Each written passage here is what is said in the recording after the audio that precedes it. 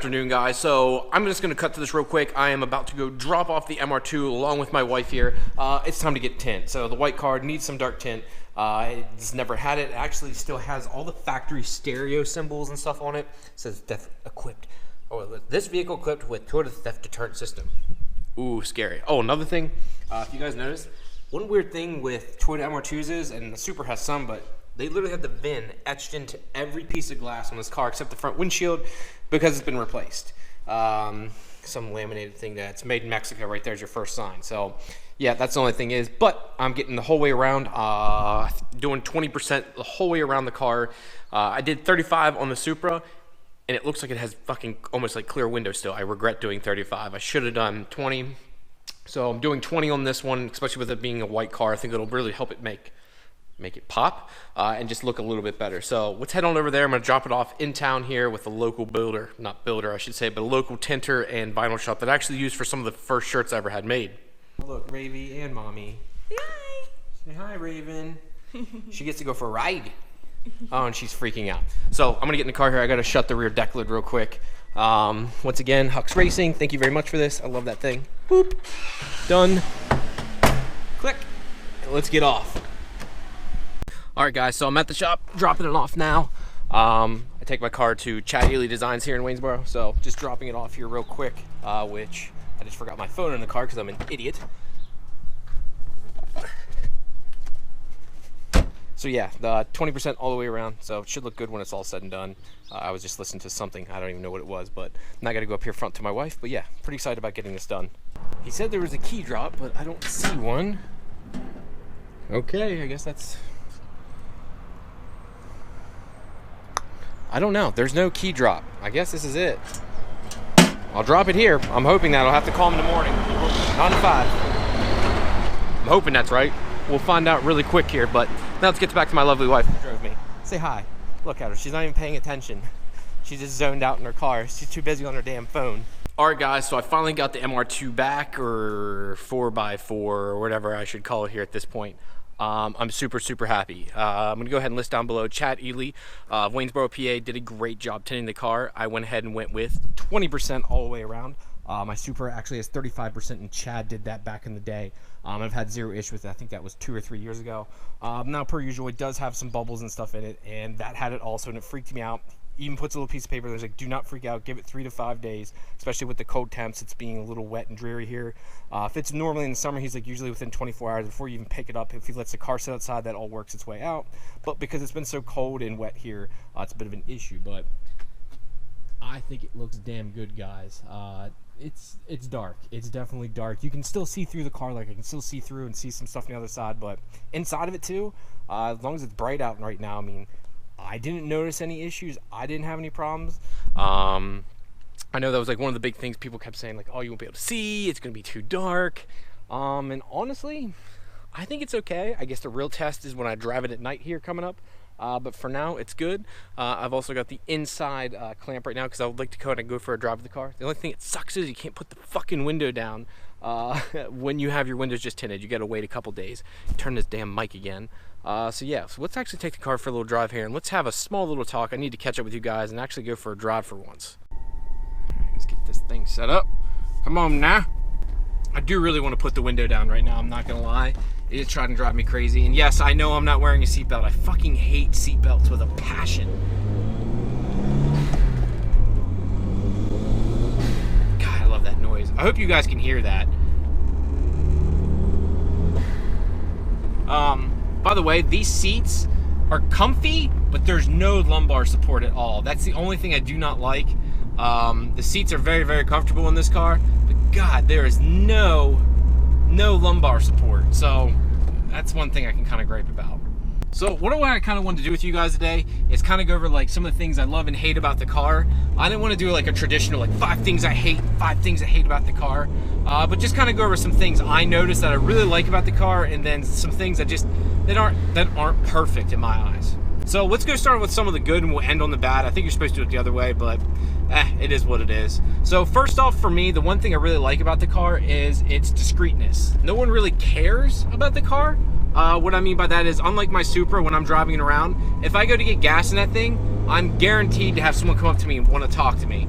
period. There's no ifs, ands, or buts. Someone's going to want to come up to me and talk to me and ask me a question about it. And as fine as that is, I love talking to people. There's sometimes you just want to go for a drive and be left alone. And this car gives it to you. No one cares about this. No one really knows what it is. That's probably the only time I ever get asked, and people say, like, what is it? I guess it's just older and people don't ever see them anymore and never knew they even existed. So that's probably the only real question I do get. Number two, the other thing I really like about it is the way it handles and drives. The car drives so much smoother than my Supra. Now that's partially my fault again. The Supra I've made kind of this beast of a car and kind of has some solid mounts and stuff, and this is still on stock suspension with Taquito shocks. It has the new raised wheels and tires, so the car drives really well. It has no shimmies or shakes or weird creaks or cracks. The only thing I could say that makes any kind of noise is actually I'm hearing right now is the seals up here. I think they're, I guess, gone for the most part. It doesn't leak water in the car, but you can hear the wind coming in the car. That kind of bugs me in a little bit, but that'd be the only thing I could really say. But it really doesn't make any noise. The doors are solid on this too. Like when I shut the door on the Supra, it doesn't, like, it's like, when I do it. When I do it in this, it feels like completely solid. I gotta admit, this car feels really, really tight compared to my Supra, which I was pretty much told the opposite of what that was going to be. I was pretty much told, like, this car is going to feel really loose and not feel tight at all. Or I hate stupid people. I fucking hate stupid people. If you go straight and someone's turning, the person that's going straight, especially if they're there before you, have the right of way. Fucking annoying. Anyways, the third thing I really like about the car is the interior. I really like the way the interior is set up in this. It's actually quite comfortable. That's kind of going to go into good and bad here, but I really do like the interior, the way it's set up. And the interior in this specific car is in very, very good condition. There's no rips or tears. The seats were recently redone. The dash isn't cracked anywhere. It doesn't seem to have any issues. And there's no electrical problems, knock on wood, at this time. I know that can be a bit of an issue with these cars, but I personally have yet to notice anything like that. All the switches still work. All the letters aren't worn off, like where it says door lock, window lock, auto up and down, like that's all still there. Like you can tell this was a one owner, well kept car. This was their baby and they really took care of it in that manner. I just enjoy driving it because just sitting in it and everything works properly. It has AC, it has heat, so I do like that. That brings me to number 4. This car has everything still. So, you know, I still have lumbar support in this. I still have up and down controls. I still have heat. I still have AC. It's still like a regular car that it's slightly modified, you know. It doesn't have these crazy modifications like the Supra. Now, the Supra does have AC and heat. But it's definitely, like, when I go to drive that, you stink like fuel and stuff because of an open catch can. There's just weird quirks about it that, you know, this car just does not have, and I like that about it. And then lastly is being able to floor it, and gives you no hiccups, no issues. It just goes. It's just a great little zippy car. It's not the fastest, but I mean, I can just downshifting and just go. Like it just goes. And having those big wheelwood brakes up front, it gives me no issues, none whatsoever, and I fucking love that about it. Now the Supra's 10 times faster, but here on these back roads like I am right now, I'm heading up one of the old mountain roads here to Old South Mountain. It's quite nice. I'm on Old Forge Road, and I don't know. Like, hear that. Fucking love it. That doesn't get old to me. So, unfortunately, now we gotta get to the 5 things that I kind of hate about the car. Like I said, this isn't a true traditional, like, I hate this, you know, there is things I just don't like about the car. So number 1 would be, exterior-wise, the car isn't perfect. There is a few dings and dents. I originally bought the car because I was told also it was original paint, and that is not true. After going over it, taking it to a professional detailer, and then looking under the car myself, you could see where all the overspray was. You know, it obviously had been repainted, and that kind of hurt. You know, I was a little upset about that because one of the buying things behind this car was the fact that it had original paint. And once I saw that it wasn't, I was a little upset about that. The paint job is okay that was done on the 2. It has some weird imperfections. Almost has like some spots where it has like a pinkish color in it. It's really, really weird. Nothing you can really tell. I personally can see it. But I was pretty unhappy when I found out about it and then started noticing it. So yeah, if they would have told me about that, I think I would have asked for a little bit more off. Like I said, I still got this car for a very good deal. It being a one owner, well taken care of, and it was sprayed okay. But I probably would have taken another $1,000 off, $500, $1,000 off, just to get it down a little bit more. But hey, it could have been a lot worse.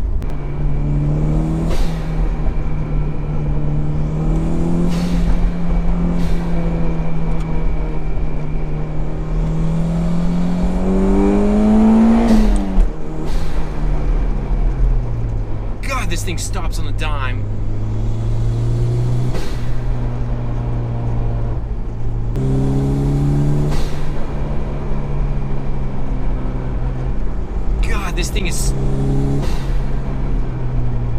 Holy shit!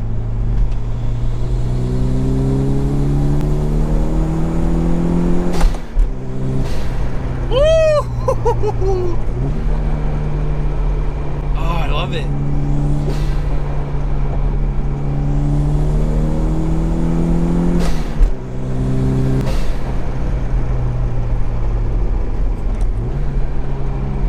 Oh my god, I fucking love driving this car. Come around this corner. That's the only thing I'm not confident with yet.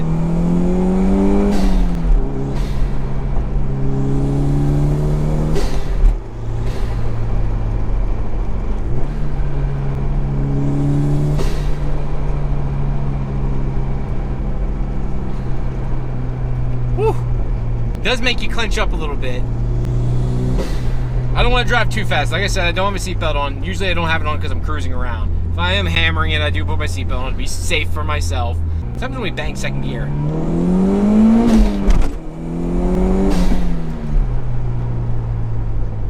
Whew.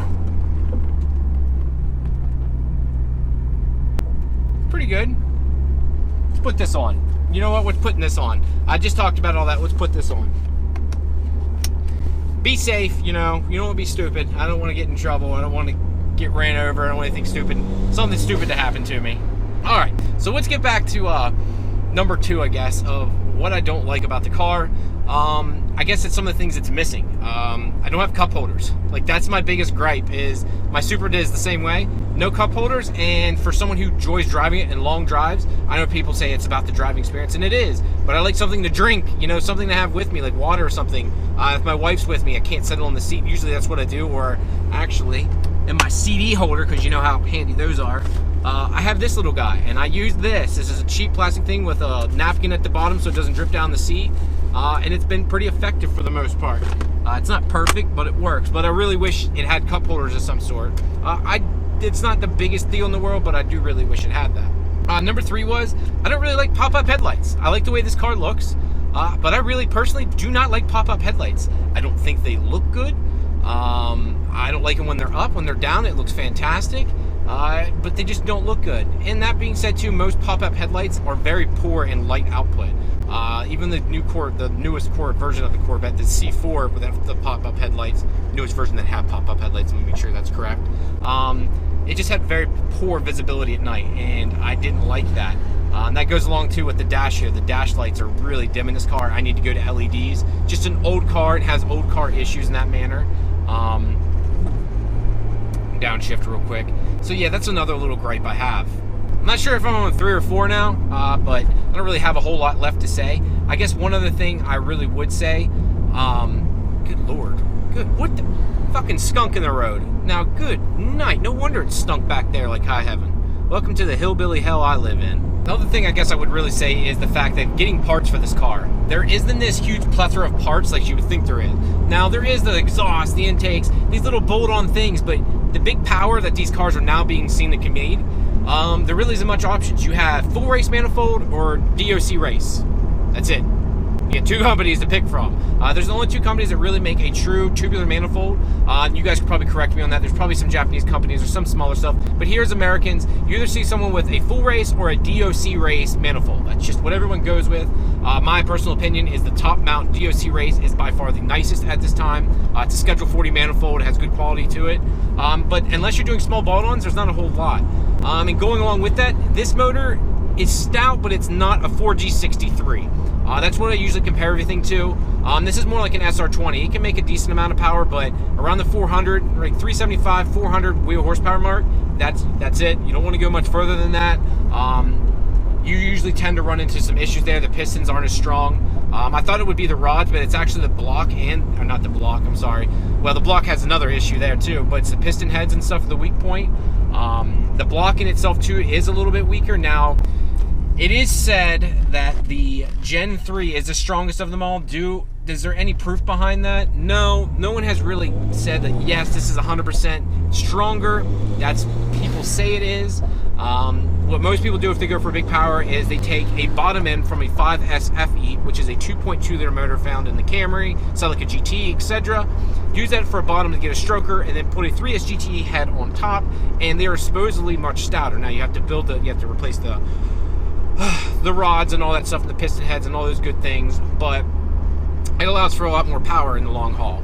The one good thing though is the transmission of these things have been known to hold over 1,000 horsepower. Now reliably 700, 800 on stock is safe, which is crazy. This is like having a get drag, a mini get drag as I call it. The 4-cylinder version of a get drag, except Toyota actually makes it. It is not some, you know, Tremec. It is not get drag. It is not one of these crazy companies. It's a Toyota transmission, which makes it that much cooler to me that Toyota actually built and designed this one. But they hold all the power. And this is found across multiple cars. It's not just in the MR2. This is also in the Celica GT, the Toyota Caldina. So they're plentiful, which makes it even nicer. You know, you can buy a transmission for $600-700, you know, and refresh them. So if you have one down, throw the other one in, if it even breaks. So that's another big positive for using that. As I'm trying to list some negatives, I got way too many positives I want to give about this car. Guys, I hope that's okay with y'all, but that's my opinion on it. These cars are just fun little zippy cars.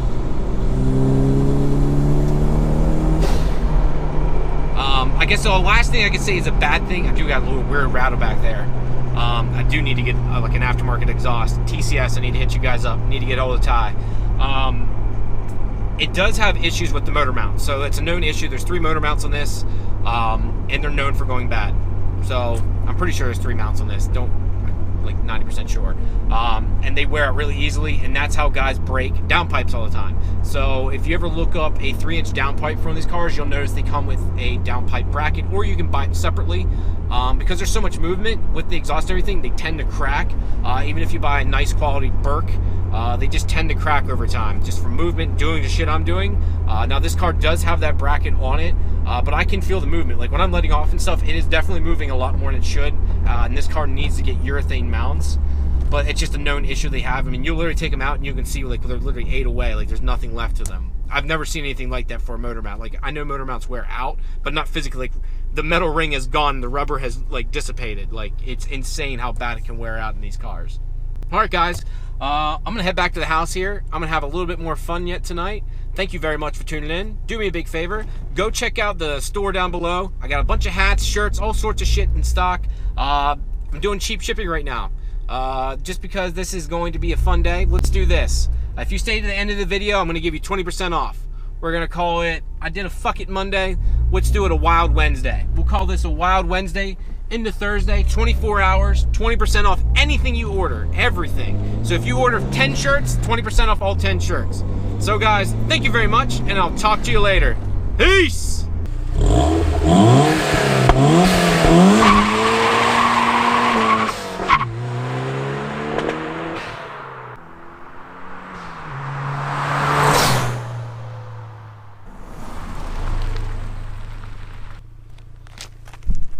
Okay guys, so I lied. I had to get one last burnout in, or at least try to.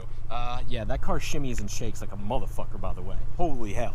But that was fun. All right guys, talk to you later. Peace! The nicest people. Is there anything you need, young man? Is there anything, can I help you? No, I'm just being an idiot, ma'am. God, I love living out in the country. All right guys, for serial, for real, I'm done. I'm out. Later. There goes a sight from my soul.